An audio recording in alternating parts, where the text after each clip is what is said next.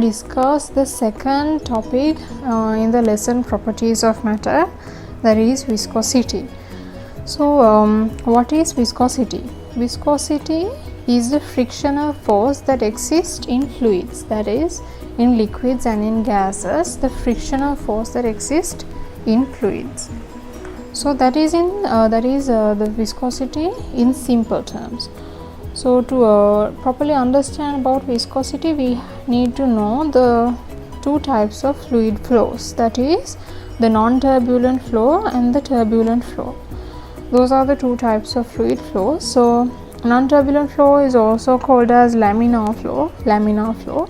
So let's say, for an example, that this is a cross section of a tube having a fluid flowing through it or liquid flowing through it.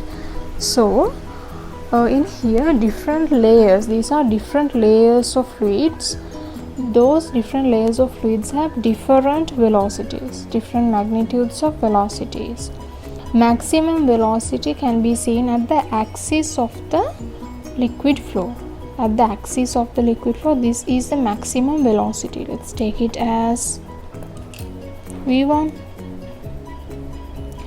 Velocity gradually decreases when going towards the walls of the tube. These are the walls of the tube. So gradually going towards the walls, the velocity decreases. Here the arrow decreases. So the liquid layer in contact with the wall, is having zero velocity. V equals 0. So viscous forces are acting in between these liquid layers. So in a non-turbulent flow or a laminar flow, the direction and magnitude of velocity at a point does not change. That is, the liquid particles in this layer of fluid all have v1 velocity for this direction. That is, direction and magnitude at a point does not change. But this is a turbulent flow. In a turbulent flow, the direction and magnitude of velocity changes. Liquid particles have different velocities and acting towards different directions. So viscosity forces are the frictional forces that occur between liquid layers in a non-turbulent flow.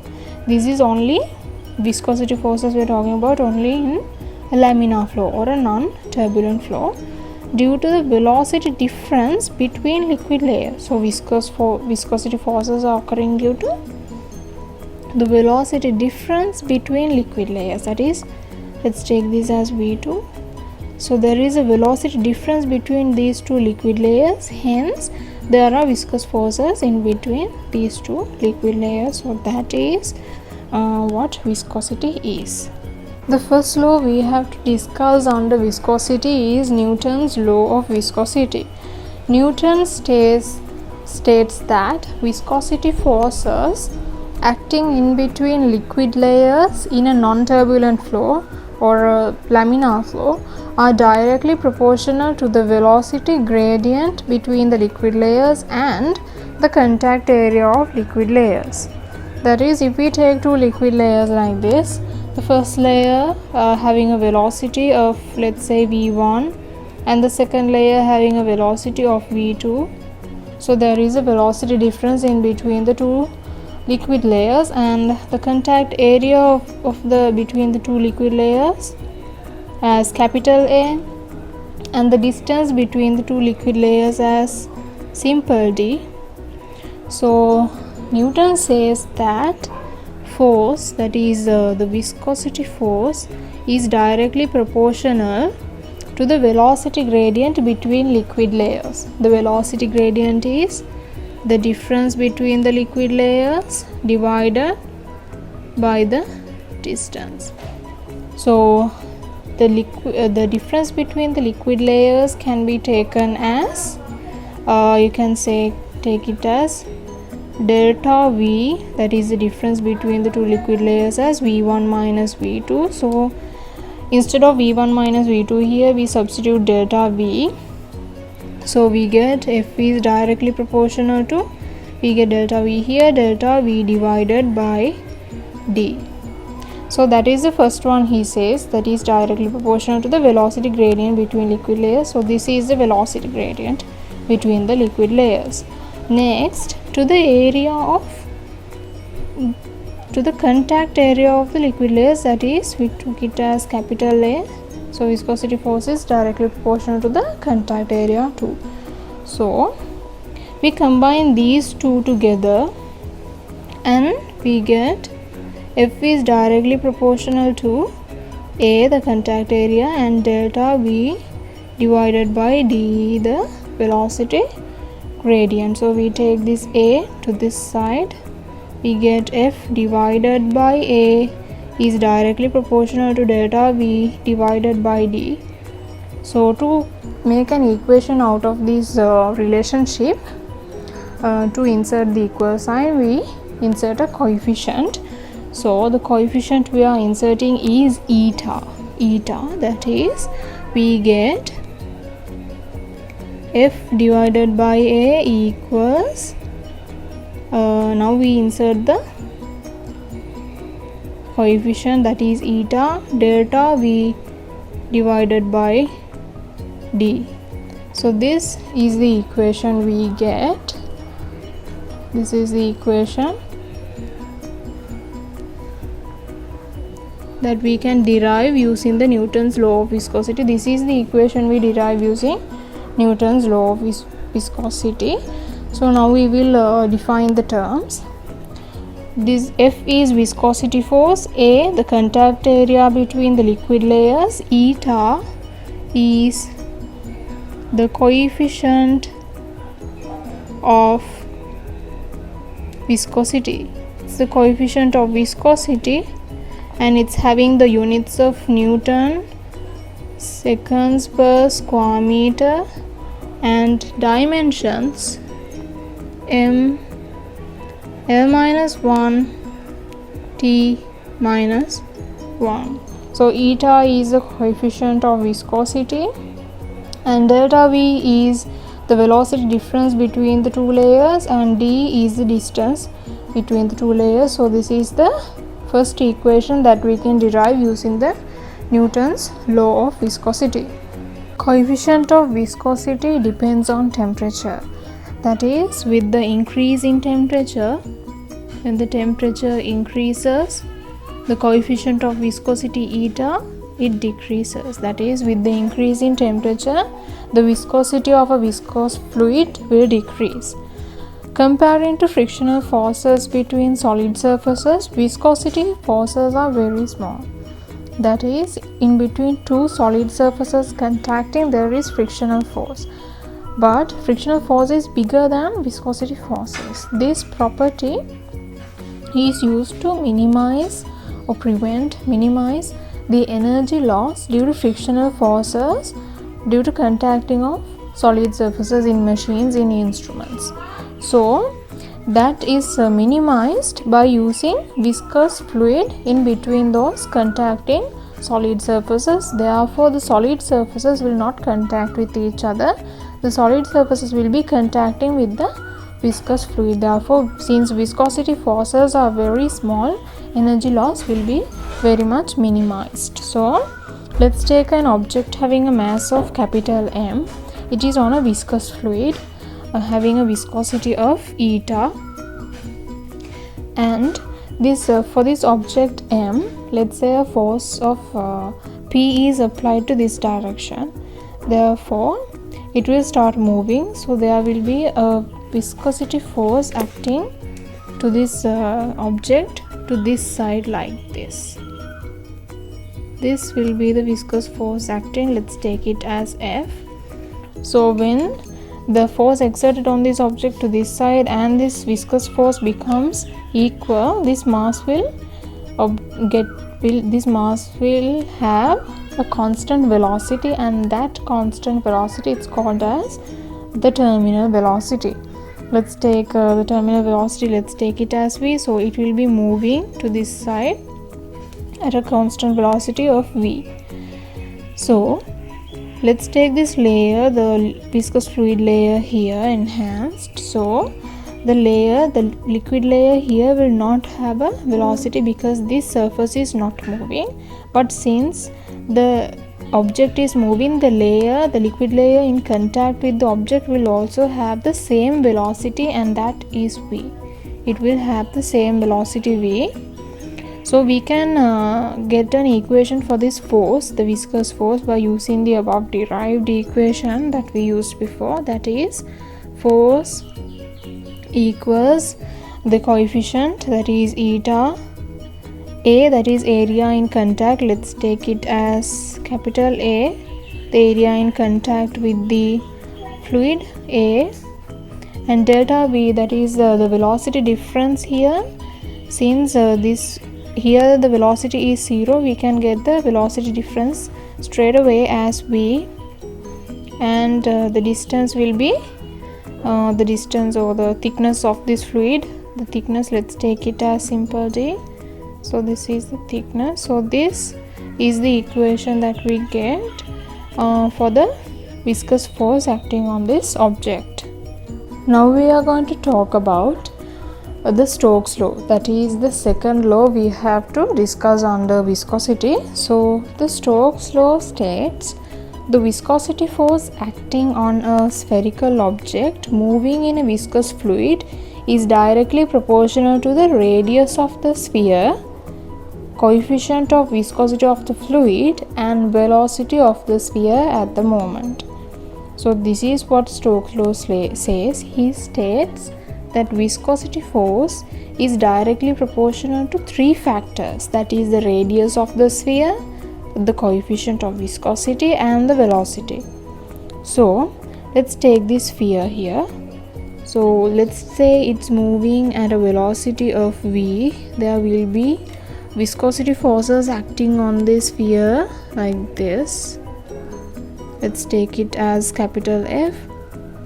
So he is saying that the force, capital F, that is the viscosity force, is directly proportional to the radius of the sphere. Let's take it as simple r, and to the power x. We don't know the power, so we are just saying that it's directly proportional, that is the viscosity force is depending on the radius.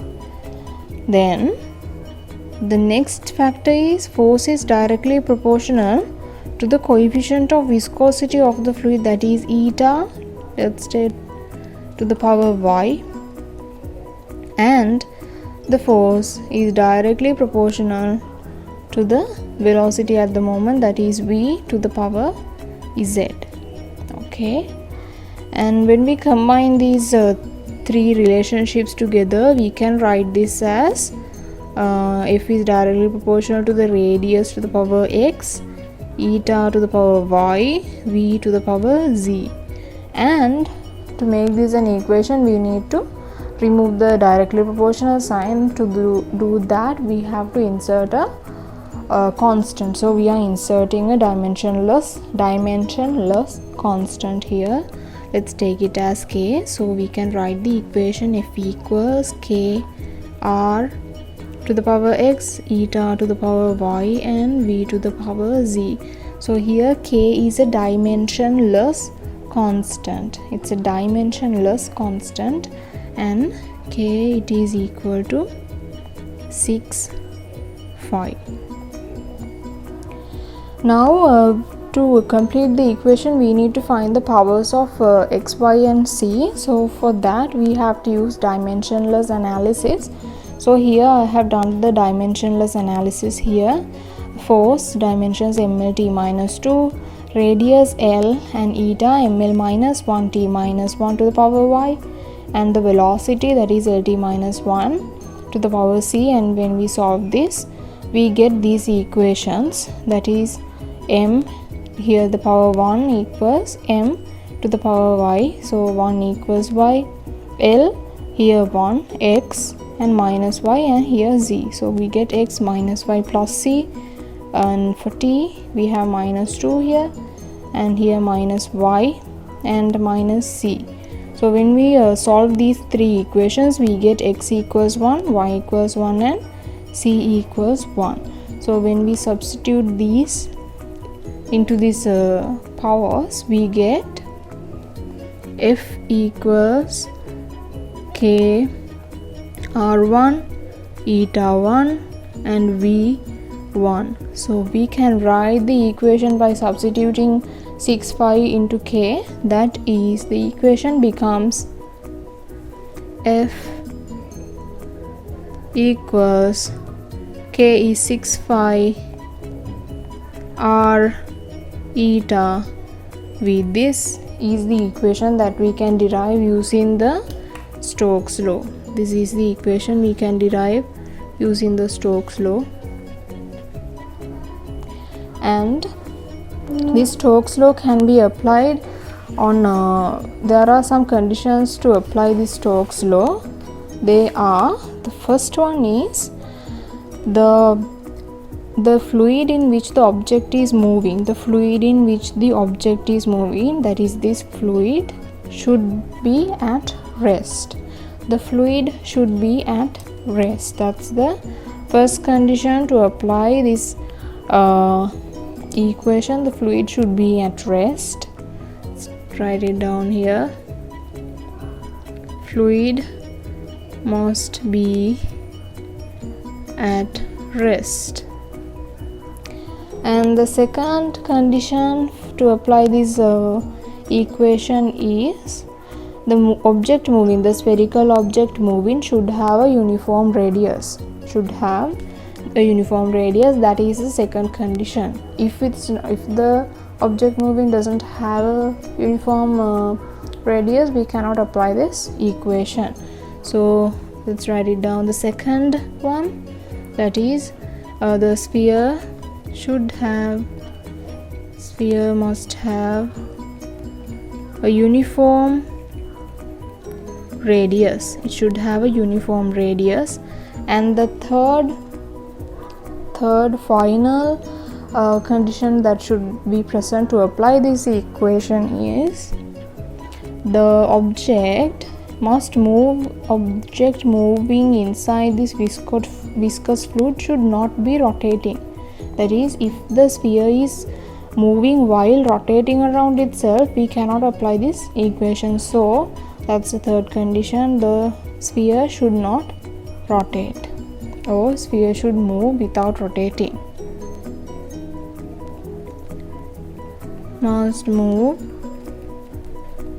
without rotating.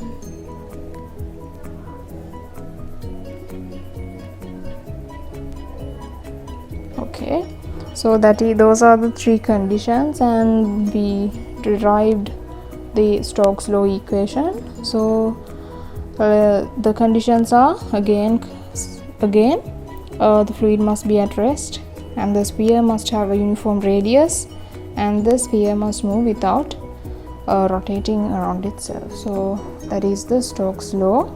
Now let's discuss about the terminal velocity of a sphere falling in a fluid. So when a sphere is falling in a fluid, let's take this sphere. So there will be forces acting on this sphere inside a fluid. That is, the first one will be its mass, its weight, that is mg, capital MG, and there will be an upthrust force exerted on this spherical object by the fluid. Let's take it as capital U. And there is the viscous force that we talked about, like this, that is capital F. Initially, the velocity of this sphere, that is at this point, the velocity is 0. That is, it hasn't started to fall yet. So because the velocity is 0, there are no viscous forces acting initially, because the equation for viscous force, we discussed it above, that is 6 phi r eta v. V is the velocity. If velocity is 0, this whole term becomes 0, that is, the viscous force is 0. So therefore there will be no upthrust also at the initial point. The acceleration will be maximum because this whole mg force will be acting downwards. Therefore, due to the acceleration, the sphere will start moving or falling hence the velocity will gradually increase. That causes the viscous force also to gradually increase. Therefore, then when it's moving, there will be viscous force and upthrust and mg. And when this viscous force, or when the sphere attains a certain velocity, the forces, the viscous force and upthrust force, the addition of these two will become equal to this weight mg. At that point, there will be no unbalanced force exerted on the sphere. Therefore, acceleration will become 0, and that point this sphere will be traveling or falling with a constant velocity. That velocity is called as terminal velocity. Let's take it as v naught. That is the terminal velocity.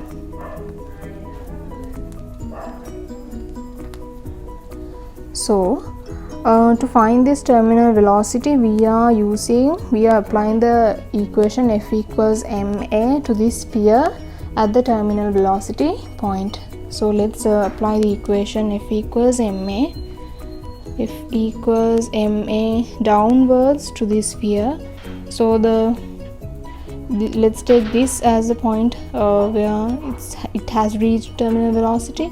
So the forces acting downwards will be mg, its weight, and minus, these are the forces acting upwards, u, the upthrust, minus capital F is the viscous force, equals ma. So at the terminal velocity point, the acceleration of this sphere is 0. So since acceleration is 0, this whole term becomes equal to 0. Therefore, you can take it as mg equals, since this side is 0, you take these two terms this side, upthrust plus the viscous force. So upthrust can be written as v, that is volume of the sphere, rho g. Rho is the density of the viscous fluid it's in.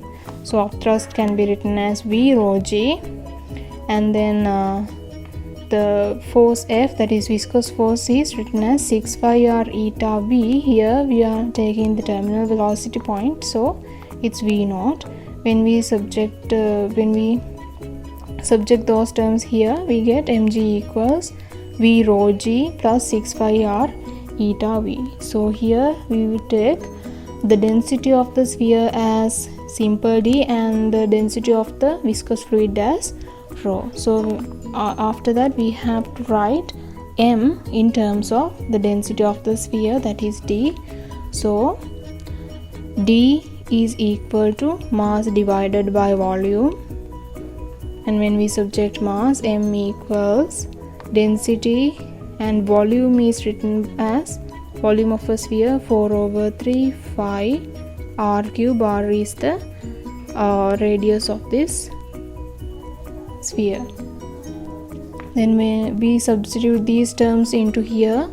For m, we get 4/3 phi r cube d, that is the density of the sphere, g, and it's equal to v rho g plus 6 phi r eta v naught. Then we subject 6 pi r eta v naught on one side like this, and we get, for v rho g, we can substitute for v, that is the volume of the sphere, 4/3 phi r cube here.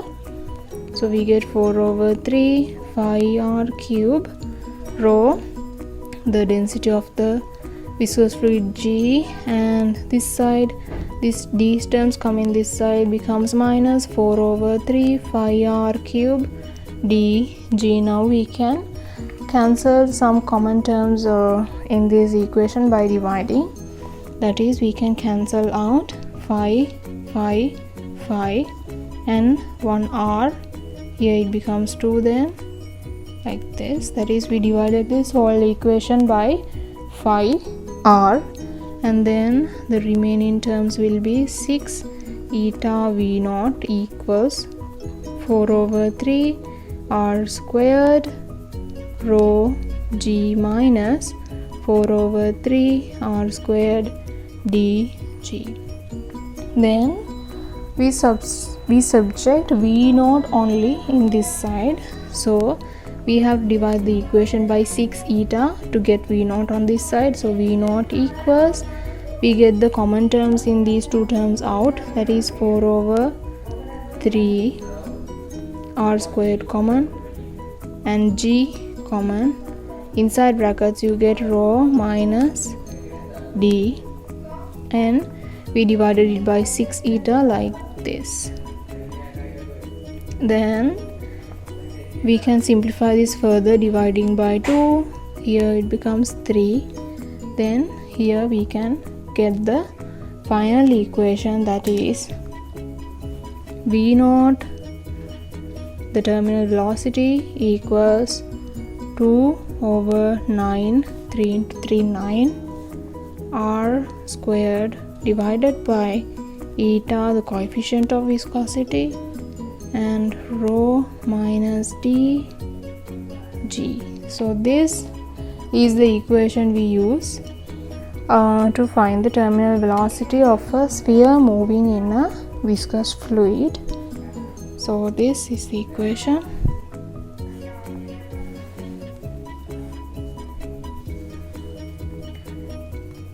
V naught is the terminal velocity, r squared, r is the radius of the sphere, eta is the coefficient of viscosity of the fluid, rho is the density of the fluid, and d is density of the sphere, and g is gravitational acceleration.